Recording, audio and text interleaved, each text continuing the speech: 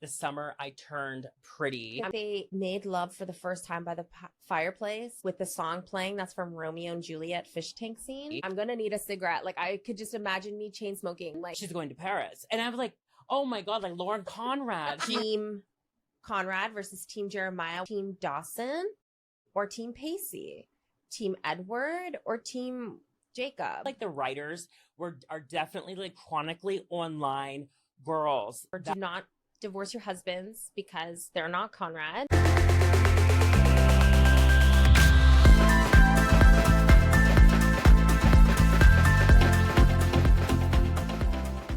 Welcome back to the Blonde Highlights podcast. Today is a very special episode because we're going to talk all things the summer I turned pretty.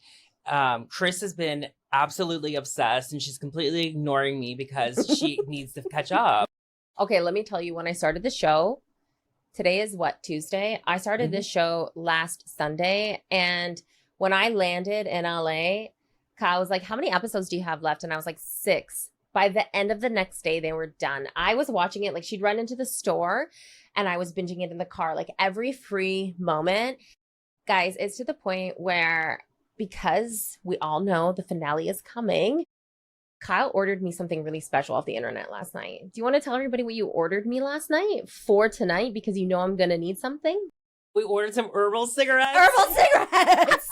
Because I tell you right now, if she does not end up happily with Conrad, the world is going to hear my freaking roar. Like, I am ready. Just like last night I was saying to her, I was like, I'm going to need a cigarette. Like, I could just imagine me chain smoking. Like, I want to be sounding like Sylvia Brown by the end of it. Like, just like taking it all in. And she was like, girl, no, you're not getting smokes. We're going to order you in the herbal stuff. Yeah, Brown. She's like, honey, he's dead. Honey, he's dead. I swear to fuck, if he dies, if Conrad died, like I'm choked. I can't. No. So my history with the show is that I have seen all of it on social media, but also like I was at a client's house doing like K-tip extensions, which takes like 7-8 hours, and she was watching it. So we were watching it, and so I know a lot of like what's going on. And then obviously with Kris, every like, free 20 seconds she's had and she's turned it on, I've been like, what happened? So I'm up to date on what's going on. I feel like I don't know if you can tell, but she's wearing red. We know it's on top of the blue, but she is wearing red for Team Conrad. You can't really see. So when I came here, remember, I didn't know about all the color theories and all of that, but I'm going to take it off just in case you can't see. I did actually pack red kitten heels with me. So I'm wearing them today, and I have a little red stud in my ear too because Conrad. So Team Conrad. Yeah, we're Team Conrad. I feel like if I would have watched this in my early to mid 20s, I would have been Team Jeremiah for sure. Okay, here's the thing is that I don't think Jeremiah is like a bad person or anything, but I do see what you mean though. Like when you're young and, college era, and if you're into that, I see Jeremiah, and I feel like everybody's kind of had like, and I think that this is what happens with the show too, where they have especially the millennial women right now, is that every one of us has dated either a Jeremiah or a Conrad or both, and I feel like I've done both. I definitely have. It's definitely like that like common like archetype of like the two different guys that are like this way and like that way, I feel like Jeremiah, if you're into just like people pleasing and emotional regulating and like guys who cheat on you in Cabo, then like that's a perfect choice for you. But if you're into something like me and like what I always went through or like wanted, especially when I was younger, is like that intense, sort of moody, calm, but like aware guy, like they couldn't have chose a better actor for this Conrad. Yeah. And I also feel like this is one thing that I was really having to explain to Kyle, is that they've really touched on a lot of nostalgic things for the millennial women. Like the fact that he looks like young Leonardo DiCaprio. That bathtub scene, which I made Kyle watch how many times? Like 5 times last night, where he's looking up at her. And the fact that they made love for the first time by the fireplace with the song playing. That's from Romeo and Juliet fish tank scene. if you know, you know. They're playing on everything. They're playing on your emotions. And what I noticed was the first thing I noticed with that was you were like, she's going to Paris. And I was like, oh my God, like Lauren Conrad, she has to make the decision. And she's like, you know what I mean? And then Kelly Catrone's like, you'll always be the girl who never went to Paris.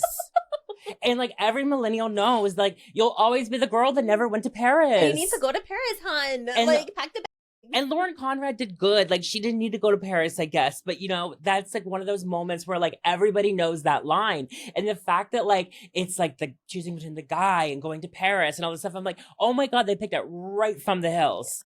Jet to Holloway all the way to fucking Paris. Like, I honestly feel like, here's my thing, is that there's been such a phenomenon with this show. It is crazy. And I think the fact that this season, I don't know about the other seasons, it's released weekly, I think has also brought back that nostalgic feeling of waiting for that episode to come out.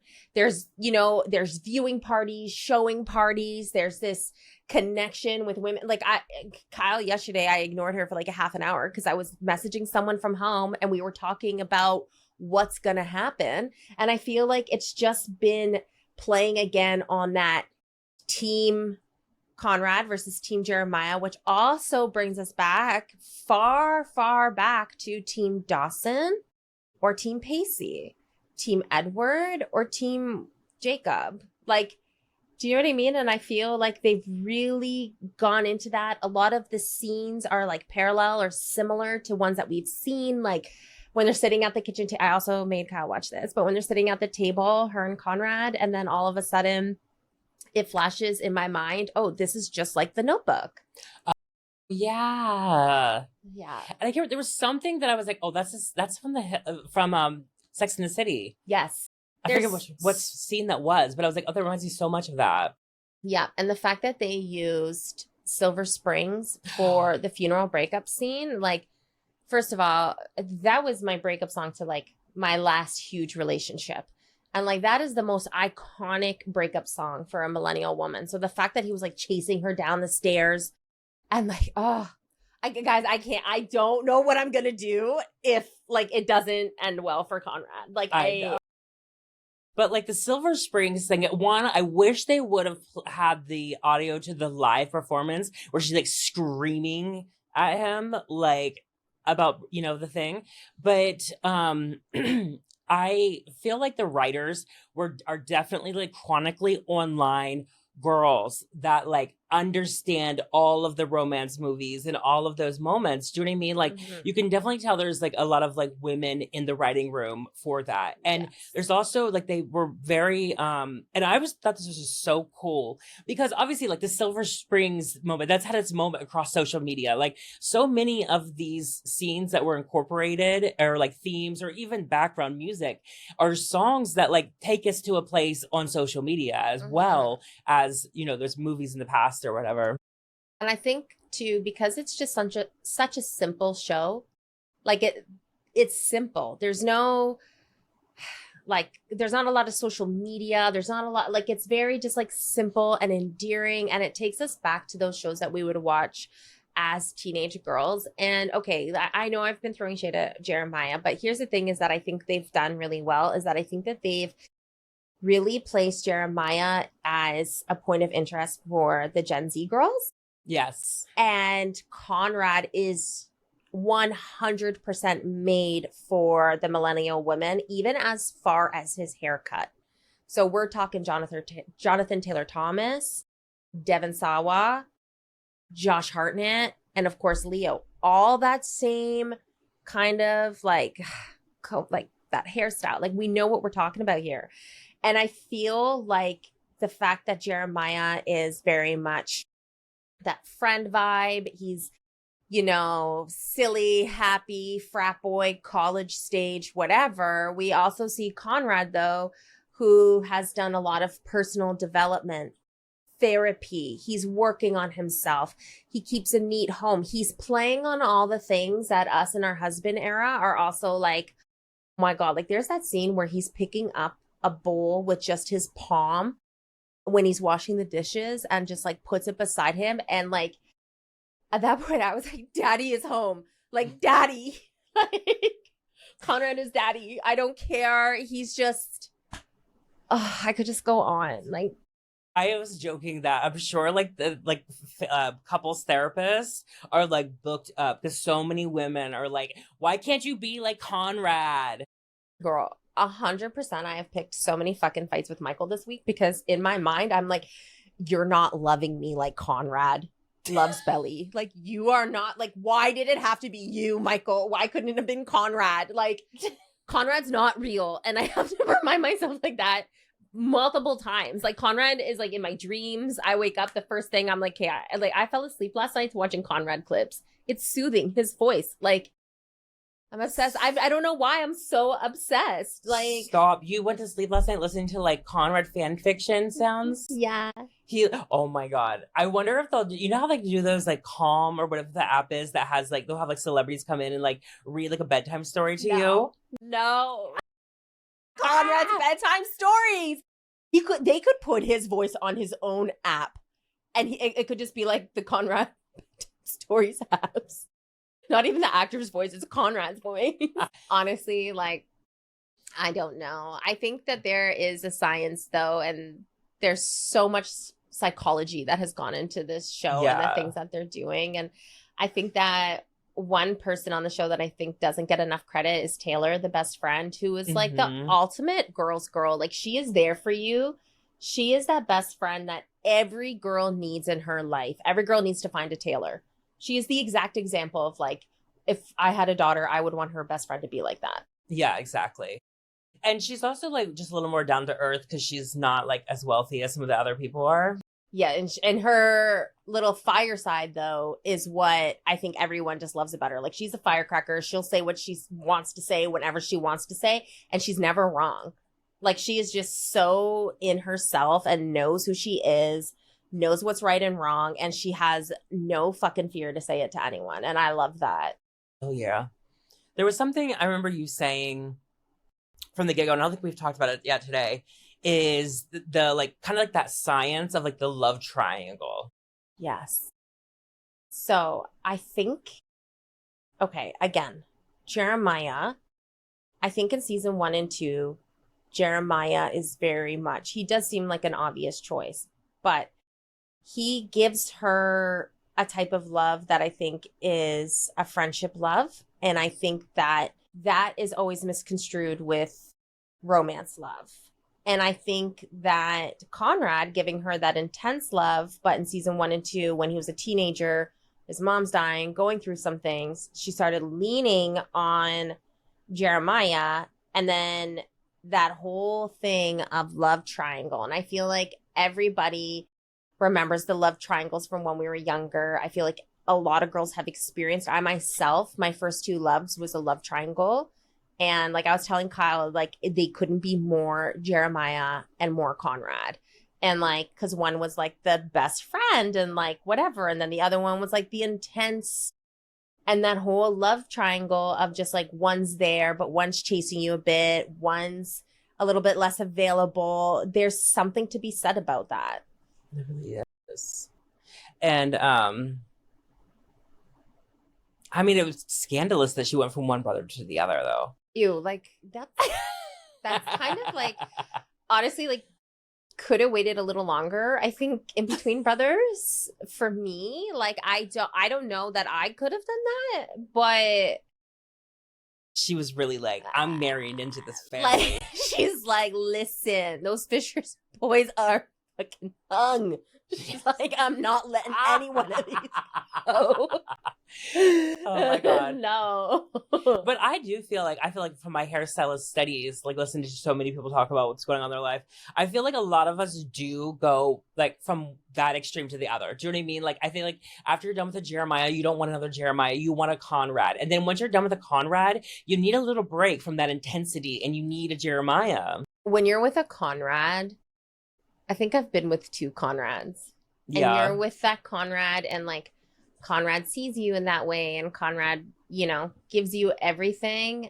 But because there's so much high intensity emotion, it's like you need a come down from that. And like, it's an extreme hot and cold roller coaster, which in season 1 and 2 was not healthy. And like, I understand why he was like that. His mom, obviously.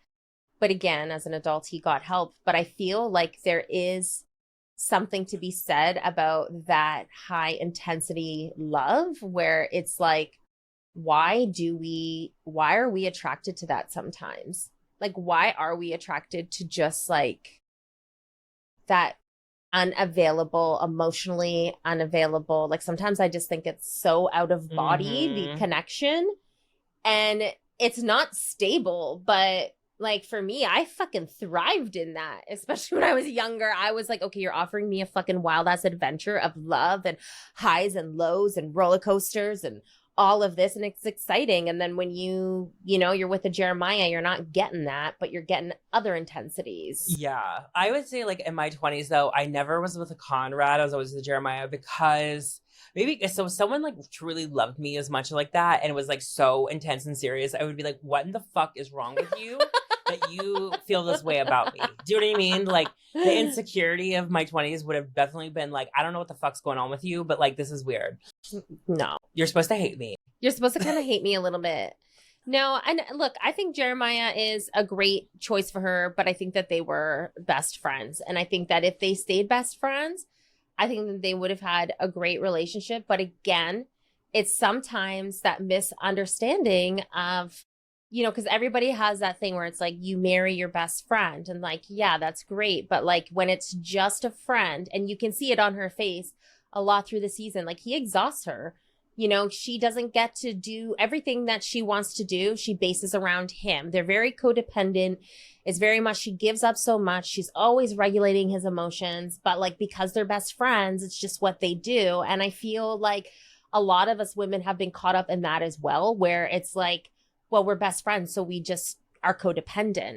A lot of people, because they have that best friendship, it can become lost and turn into codependency, and they just think that that's normal because they're best friends, where it's like, no, this is unhealthy. Because a lot of the times Jeremiah is like, I can't sleep without you, I can't live without you, I don't know how to be without you. And it's like, that's not healthy. And Taylor, again, hero, is the one that points that out, and it's like, that's not normal. Like, you should be able to do things and have your life, yet have a partner as well. But when they become your whole life, that's not healthy. But I think people pin it on, well, we're best friends. So there's kind of a lot of that too in Jeremiah, where it's like, he was just your friend. Another thing you pointed out yesterday was the relationship between the father, like the parents, like the boys' parents, and how Jeremiah is very much kind of taking after his dad,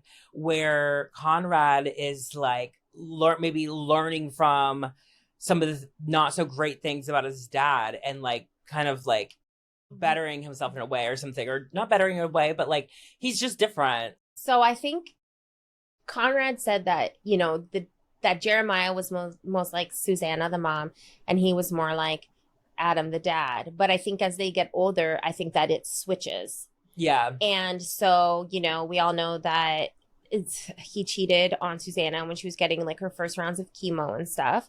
And obviously Jer cheats, but he feels like he's having a lot of need of validation from his dad, and like wanting to impress, where Conrad's just like, this is who I am. Like, and because he doesn't want to be anything like his dad, he's kind of followed and become his own person, but is maybe softer and more gentle now, like his mom, and has that more endearing, loving side. And one of the biggest red flags in this was when they went to the dinner and they ended up announcing their proposal.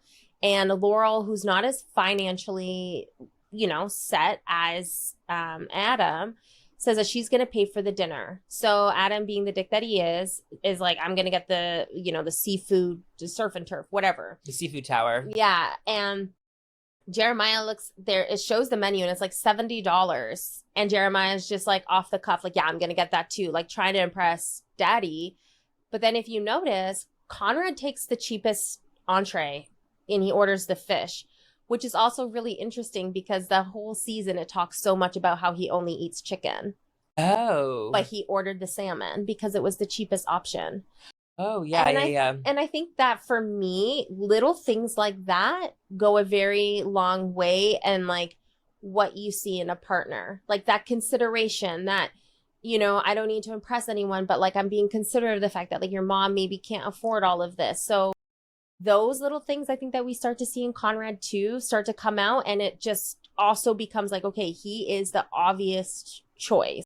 Yeah. Well, and it was also interesting because you were saying like driving the cars, like Jeremiah has like a Range Rover, right? No, Or Jeremiah has the red Jeep and Conrad has the Range Rover. oh, okay, never mind. I thought that was going to prove a point, but Yeah, no, I think there's so many things that just come so natural to Conrad in the way that he considers Belly's feelings. Like her 21st birthday, he gave her like bad news and she was like distraught, yet like Conrad a few days later makes her like her favorite muffin things, or like there's a lot of details, or making she didn't eat her dinner one night and he was like so distraught, and you can see in the season like he's trying so hard to like fight what he's doing here, but then calls Laurel, like Belly's mom, and is like going with her and is like convincing her to get on her side and show up to the wedding because she's not eating, she's not well. And it's not just like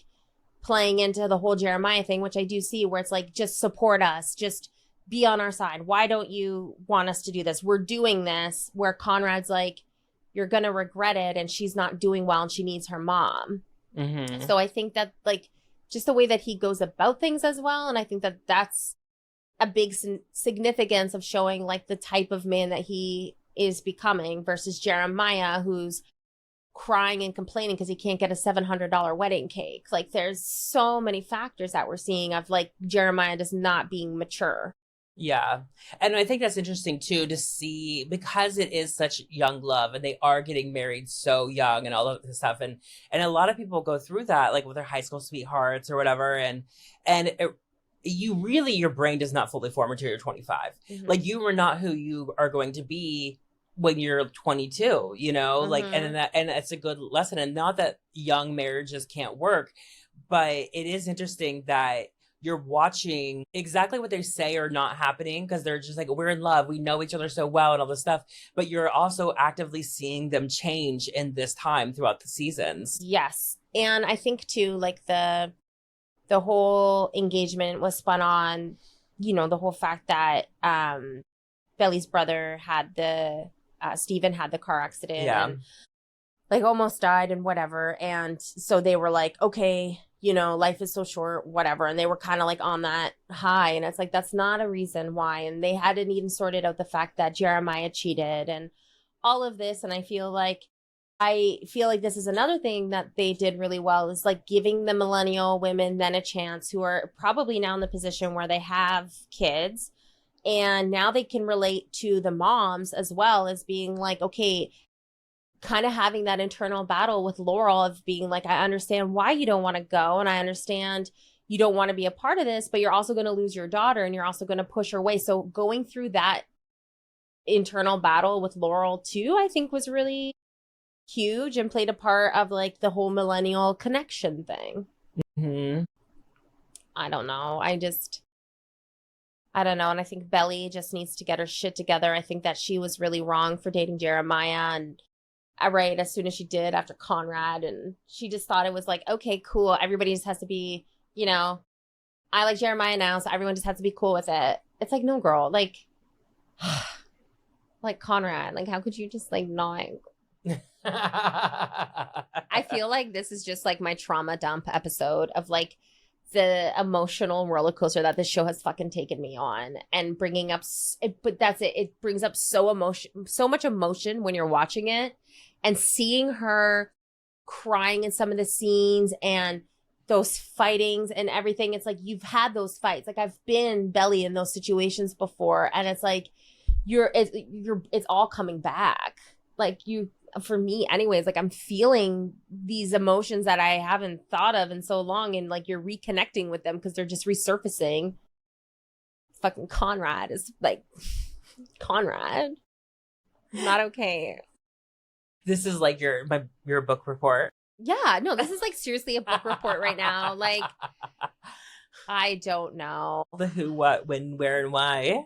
Yeah. What do you think is going to happen in Paris? I don't know.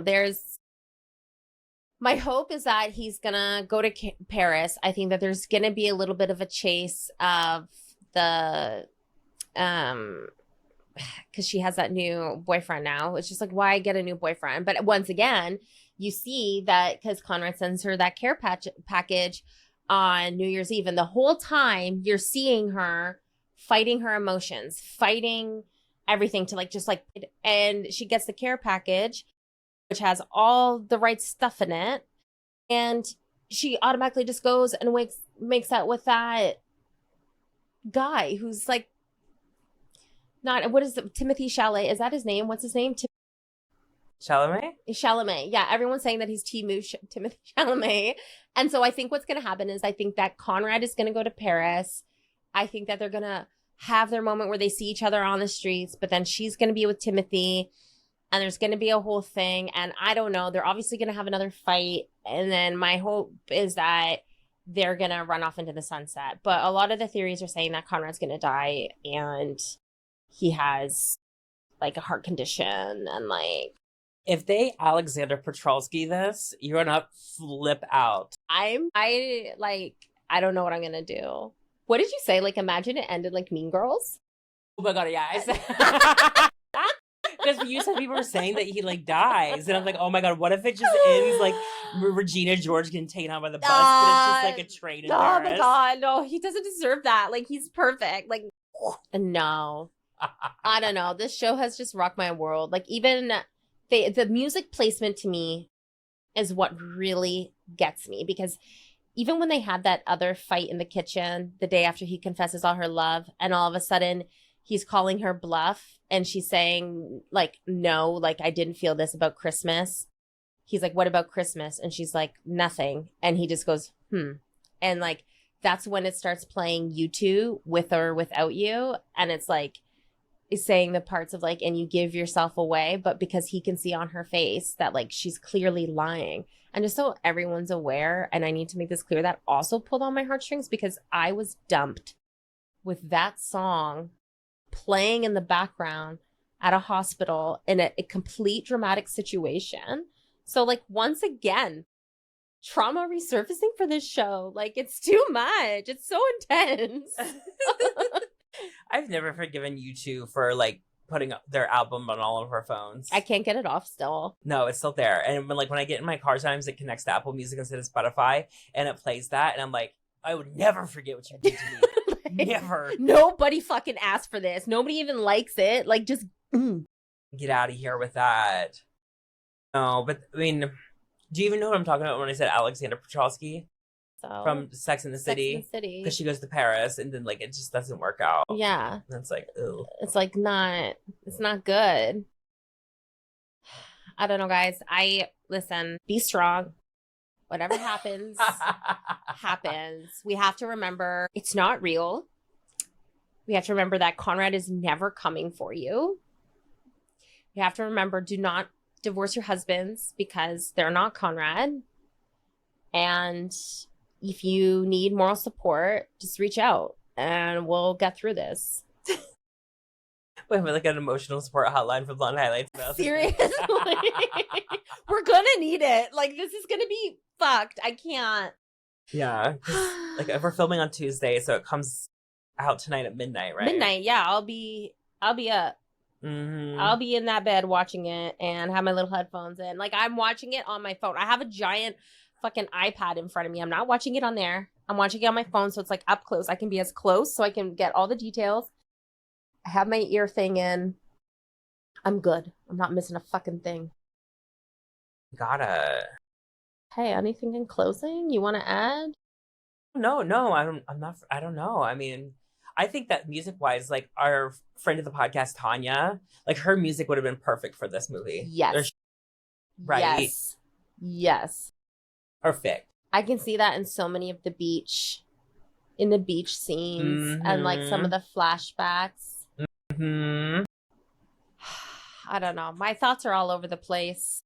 I'm rambling. I could ramble here in front of this microphone for hours about my emotions and everything with this fucking show. Yes. We were just like, what are we going to do about an episode this week? And a book report on the show. Yes. We were like, you know what? It's you know what it is that like Kyle was like, Kris needs a therapy session. Yeah. And like it's not gonna happen now. So like just get her in front of the camera and let her talk. My herbal cigarettes are coming. It's gonna be great. Like I'm gonna have a glass of wine. Like I don't know. Yeah, we grab a Malbec. Yeah, we're gonna get some Malbec. Yeah. The best kind of red wine there is. If you haven't had a Malbec, get a Malbec. Like reach out to me, let me know. I don't know. It's gonna be intense. Well, guys, listen. I think this is it. Do you have anything else you want to add? No, but I'm so invested, and I'm like, I can't wait to like. I have anxiety about it. Like I just like I don't think I can watch it with you. Maybe like I just need to tell me what happened. Yeah, I feel like I'm gonna cry if he dies. Like I know I'm gonna cry the whole episode, but like thinking of him dying is just so sad. Anyways, well, guys, hopefully I'll be okay in the morning. I don't know, but good luck. Brace yourselves, and we'll see you next week. Bye.